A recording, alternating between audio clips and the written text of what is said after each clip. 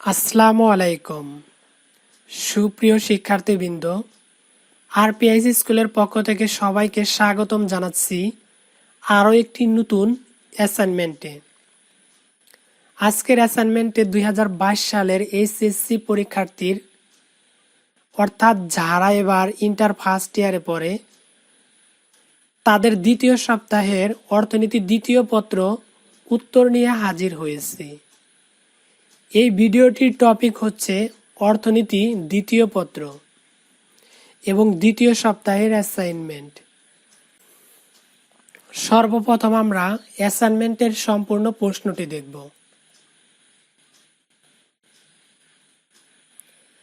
এখন আমরা অ্যাসাইনমেন্টের মূল প্রশ্নটি দেখব।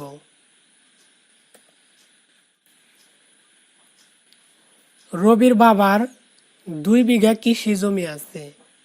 উক্ত জমির আলোকে একটি টেকসই পরিবেশ বান্ধব একটি কৃষিভিত্তিক প্রকল্পের রূপরেখা প্রস্তুত করো। অর্থনীতি দ্বিতীয় পত্রের দ্বিতীয় সপ্তাহের অ্যাসাইনমেন্টের শিরোনাম হবে বাংলাদেশের কৃষি জলবায়ুর কৃষিভিত্তিক প্রকল্পের রূপরেখা। চলো তাহলে প্রশ্ন অনুযায়ী পর্যায়ক্রমে উত্তর দেখে নেওয়া যাক। প্রথম নির্দেশনার উত্তর, রবির বাবার 2 বিঘা জমিতে টেকসই পরিবেশ বান্ধব কৃষিভিত্তিক প্রকল্পের রূপরেখা প্রস্তুত করার জন্য আমাদেরকে নিম্নলিখিত বিষয়গুলো মেনে চলতে হবে। নিম্নে রবির বাবার 2 বিঘা জমিতে টেকসই পরিবেশ বান্ধব কৃষিভিত্তিক প্রকল্পের রূপরেখা প্রস্তুত করা হলো। 1. বাংলাদেশের কৃষি পরিবর্তনের ধারণা। বাংলাদেশে বর্তমানে কৃষিতে ব্যাপক পরিবর্তন সাধিত হয়েছে। স্বাধীনতার পর কৃষির উৎপাদনযোগ্য ভূমির পরিমাণ বৃদ্ধি পায়নি, অথচ প্রতি মুহূর্তে বৃদ্ধি পাচ্ছে খাদ্য গ্রহণকারীর সংখ্যা। বিদ্যমান কৃষি ভূমিতে বসতবাড়ি নির্মাণ ও নগরায়নের ফলে কৃষি উৎপাদনযোগ্য ভূমির পরিমাণ ব্যাপকভাবে হ্রাস পাচ্ছে। হ্রাস পাওয়া সত্ত্বেও কৃষি উৎপাদনে বাংলাদেশের সফলতা বিশেষভাবে উল্লেখযোগ্য। এ পরিবর্তন উৎপাদনের কৌশল বা কলা কৌশল, উপকরণ সমূহের প্রয়োগ, শস্য, উদ্ভিদ ও প্রাণীজ সম্পদ পরিচর্যা, উৎপাদনের পরিমাণ ইত্যাদি ক্ষেত্রে বেশি লক্ষণীয়। খাদ্যশস্য উৎপাদন। ক. বর্তমানকালে বিভিন্ন শস্যের প্রচলিত বীজের পরিবর্তে উদ্ভাবিত নতুন নতুন জাতের উচ্চ ফলনশীল বীজের ব্যবহার এমন বাড়ছে, বিশেষ করে ধান উৎপাদনের ক্ষেত্রে তা বিশেষভাবে লক্ষণীয়। বর্তমানে প্রায় 37টি উচ্চ ফলনশীল ধানের চাষ হচ্ছে। খ. মানুষ ও পশু চালিত নাঙ্গলের পরিবর্তে পাওয়ার টিলার, ভাড়া চালিত ট্র্যাক্টর চালিত লাঙ্গল, শস্য মাড়াই যন্ত্র ইত্যাদির ব্যবহারও চলছে। ঘ. গোবরের সারের পরিবর্তে বিভিন্ন ধরনের কৃত্রিম সার ও কীটনাশকের ব্যবহার উল্লেখযোগ্যভাবে বেড়েছে। বৃষ্টিপাতের পরিবর্তে যন্ত্র নির্ভর পানি সেচের ব্যবহারও বৃদ্ধি পেয়েছে। ঘ. শস্য বহুমুখীকরণ। শস্য উৎপাদনের পরিবর্তে ধারার আরও একটি রূপ। আবার এক জমিতে এখন বছরে 2-3টি শস্যেরও চাষ চলছে। ওমো, কৃষক তার জমির আইলে ফলের গাছ লাগাচ্ছে, জমি পতিত না রেখে। দেশের শিল্প, সেবা ও ব্যবসা ক্রমেই উন্নত হওয়ায় এমনটি হয়েছে। জিডিপিতে কৃষির উল্লেখযোগ্য অবদানের ক্ষেত্রে যথেষ্ট তারতম্য দেখা যায়। উপখাতগুলোর মধ্যে শস্য ও শাকসবজি উপখাতের অবদান সবচেয়ে বেশি। তারপর রয়েছে পানি সম্পদ ও বনজ সম্পদ উপখাত। সার্বিক বিবেচনায় মৎস্য খাতের অবদান পানি সম্পদ ও বনজ সম্পদ উপখাতে থেকেও বেশি। 2. জলবায়ু পরিবর্তনজনিত সংকট উত্তরণে অভিযোজনের উপায় অনুসন্ধান। বাংলাদেশের ভূখণ্ড উত্তর দিক থেকে দক্ষিণ দিকে ক্রমশ ঢালু। এর ফলে নদ নদীর গতিপথ উত্তর থেকে দক্ষিণ দিকে প্রবাহিত হচ্ছে।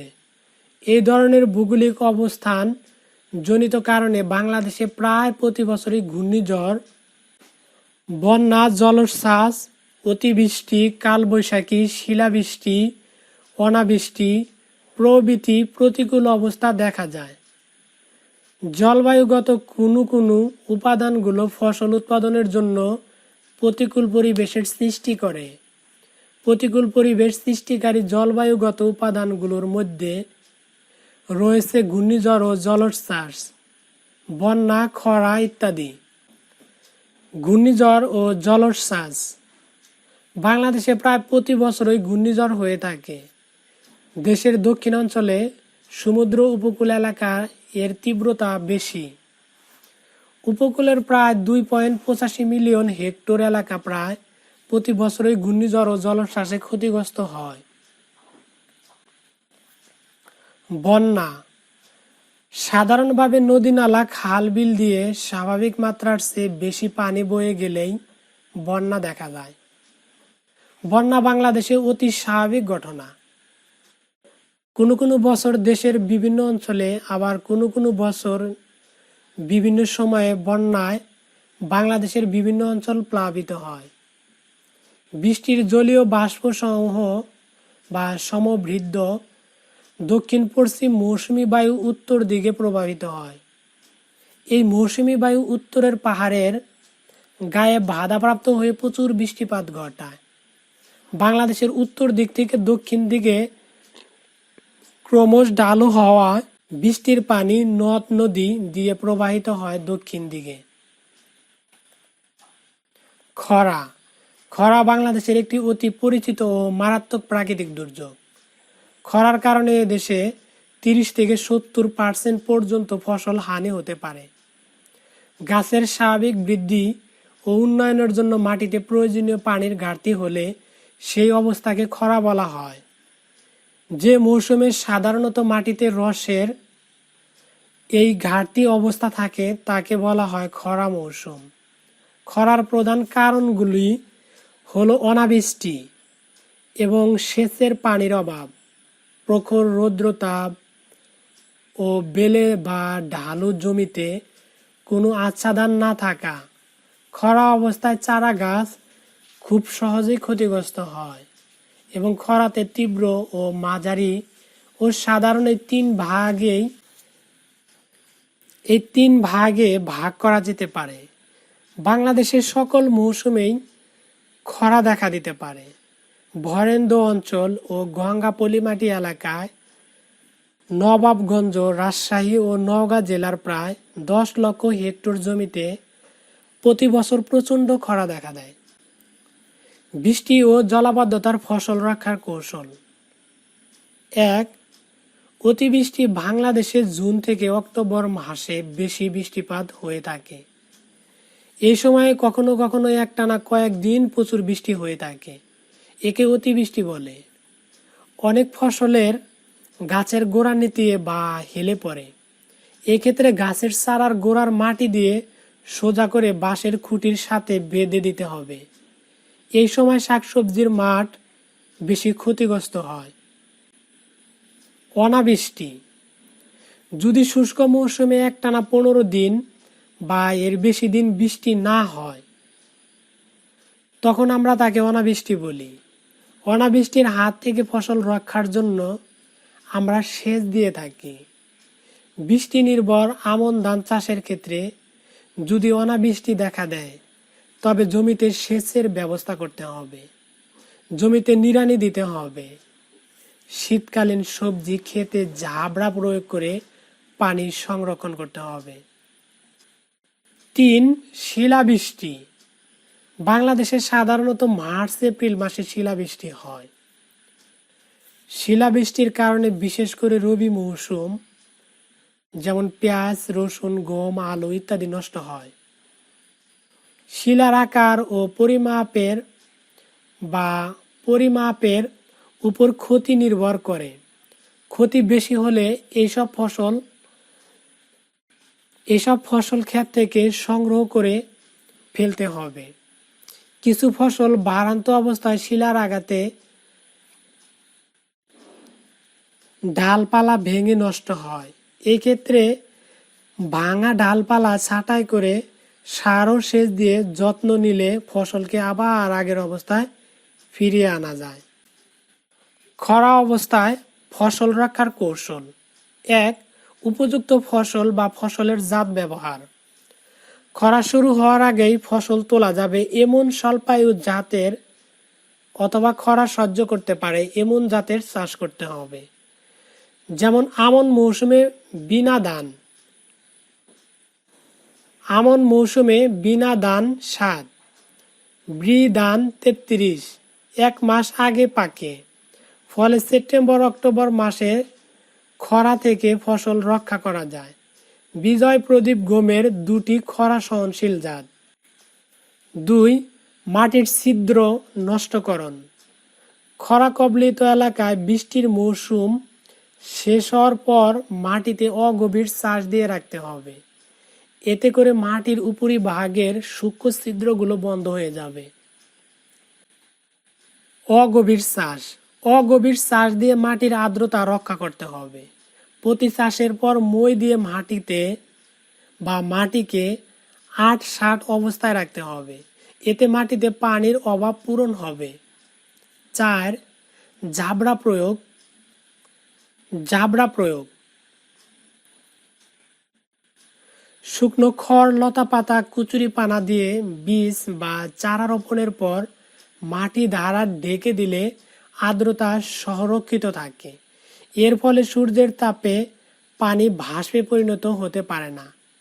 অনেক দেশে কালো পলিথিন শীটও ব্যবহার করা হয়। এতে আগাছার উপদ্রব কম হয়। 3. কৃষিতে পারমাণবিক শক্তি, জৈব প্রযুক্তি, আইসিটি এর ব্যবহারের সুফল। কৃষিতে পারমাণবিক পদ্ধতি বা প্রযুক্তি। কৃষিক্ষেত্রে পারমাণবিক শক্তি বিকিরণকে নিয়ন্ত্রণ উপায়ে কাজে লাগানোই হলো পারমাণবিক কৃষি পদ্ধতি বা প্রযুক্তি।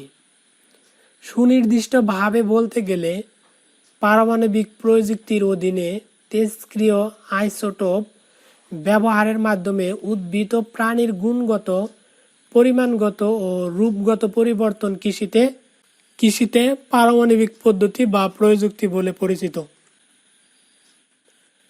বায়োটেকনোলজি পদ্ধতি বা জৈব পদ্ধতি। বায়োটেকনোলজি পদ্ধতি বা জৈব পদ্ধতি উদ্ভিদ, প্রাণী এবং অণুজীবের পরিমিত রূপান্তর ও মান উন্নতকরণে যে বৈজ্ঞানিক কলাকৌশল ব্যবহার করা হয় তাই হলো বায়োটেকনোলজি পদ্ধতি বা জৈব পদ্ধতি। এই প্রযুক্তির সাহায্যে বিদ্যমান উদ্ভিদ ও প্রাণী থেকে উন্নতর ও অধিক উৎপাদনক্ষম ধরনের উদ্ভিদ উৎপাদন ও প্রাণীর প্রজনন সম্ভব। বাংলাদেশে কৃষিক্ষেত্রে আইসিটি এর ব্যবহার। বাংলাদেশে কৃষকদের কৃষি উৎপাদন ও কৃষি সম্পর্কিত বিভিন্ন বিষয়ে সহায়তা করার উদ্দেশ্যে আইসিটি ব্যবহারের ক্ষেত্রে ইতিমধ্যে যথেষ্ট অগ্রগতি হয়েছে। নিচে তা বিবরণ দেওয়া হলো। 1 নাম্বার, কৃষি তথ্য সার্ভিস। বাংলাদেশ সরকারের কৃষি মন্ত্রণালয়ের অধীনস্থ কৃষি তথ্য সার্ভিস প্রতিষ্ঠানটি আইসিটি এর সাহায্যে কৃষকদের কৃষি সংক্রান্ত তথ্য ও প্রযুক্তি জানতে সাহায্য করছে। প্রতিষ্ঠানটি দেশের বিভিন্ন অঞ্চলে সিনেমা ভ্যানে করে তথ্য ও প্রযুক্তি নির্ভর বিনোদনমূলক কৃষি অনুষ্ঠান প্রচার করছে। এই ক্ষেত্রে বিনোদন লাভের সাথে সাথে কৃষকরা কৃষি উৎপাদন সম্পর্কিত বিভিন্ন বিষয় জানতে পারছে। প্রতিষ্ঠানটি ওয়েবসাইটের মাধ্যমে তারা কৃষি উৎপাদনের সাথে জড়িত বিভিন্ন সমস্যার সমাধান পেতে পারে। 2. ইন্টারনেট। আজকাল বাংলাদেশের শিক্ষিত কৃষকেরা ইন্টারনেটের মাধ্যমে কৃষি উৎপাদন ও পণ্য বিপণন সম্পর্কিত বিভিন্ন বিষয় জানতে পারে। কৃষি তথ্য সার্ভিস গ্রাম পর্যায়ে কৃষি তথ্য ও যোগাযোগ কেন্দ্র স্থাপন করে তার মাধ্যমে কৃষি তথ্য হস্তান্তরের ব্যবস্থা করে। 3. TV channel. কৃষক ও কৃষির উন্নতির জন্য কৃষি তথ্য প্রদানের ব্যাপারে বাংলাদেশের টিভি চ্যানেলগুলো যথেষ্ট তৎপর। 4. Mobile phone. বর্তমানে মোবাইল ফোন ব্যবহার করেও কৃষকরা কৃষিকাজ উপযোগী তথ্য ও পরামর্শ পেতে পারে। বাংলাদেশের কৃষিতে আইসিটি ব্যবহারের সুফল। বর্তমানকালে ফলপ্রসূ উপায়ে কৃষিকাজ পরিচালনার জন্য আইসিটির ব্যবহারের বিকল্প নেই। নিচে বাংলাদেশের কৃষিতে আইসিটি ব্যবহারের সুফল আলোচনা করা হলো। 1. আবহাওয়া সংক্রান্ত তথ্য প্রাপ্তি। কৃষিকাজে আবহাওয়া অত্যন্ত গুরুত্বপূর্ণ।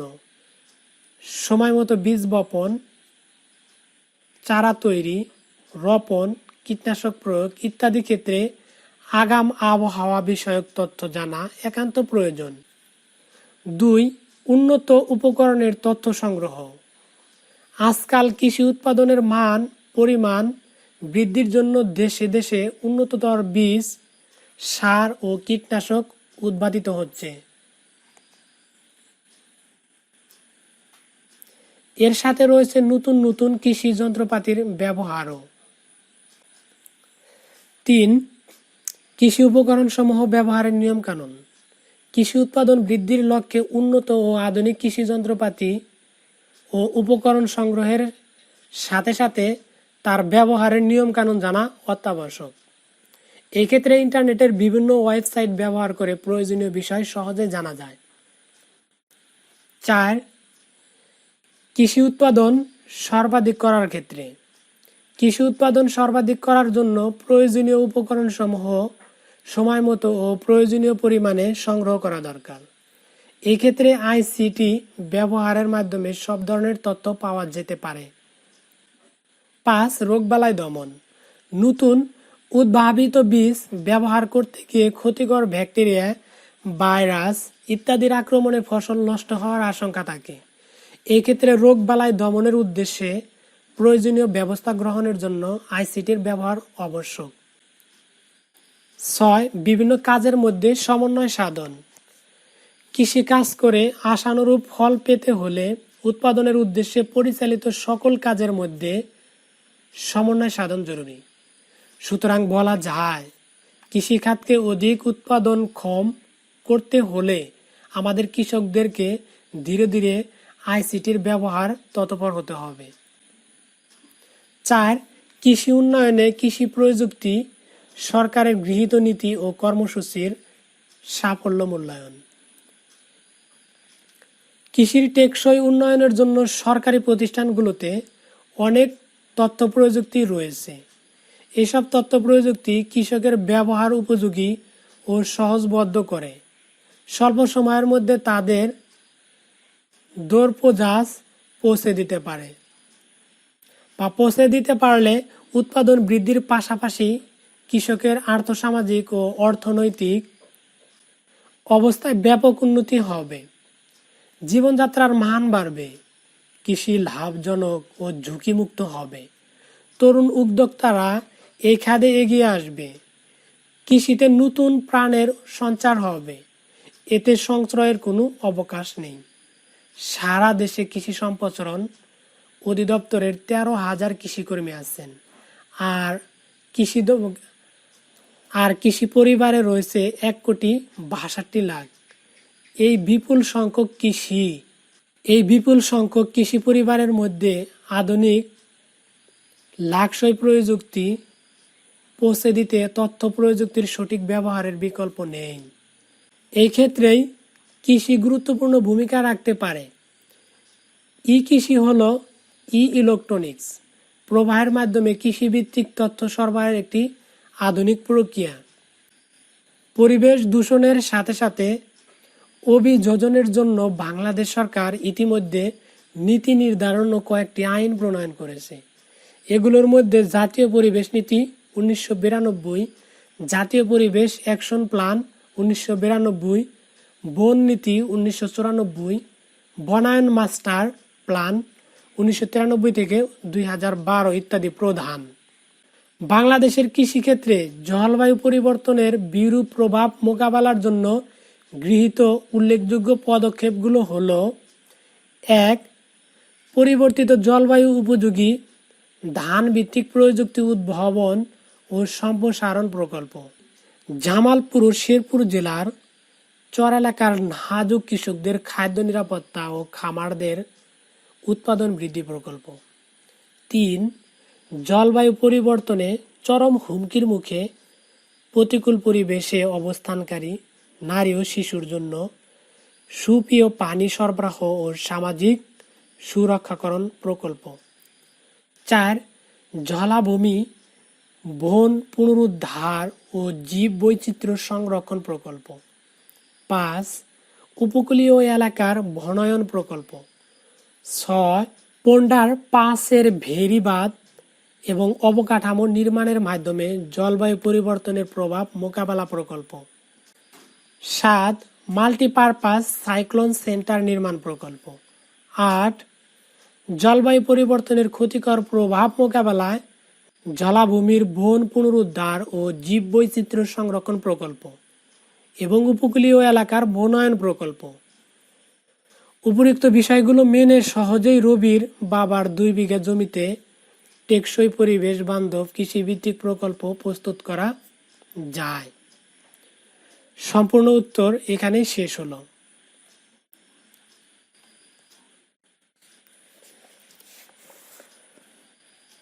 আরপিআইস স্কুলের পরবর্তী সকল অ্যাসাইনমেন্টের উত্তর সবার আগে পেতে আমাদের চ্যানেলটি সাবস্ক্রাইব করে আমাদের সাথেই থাকো।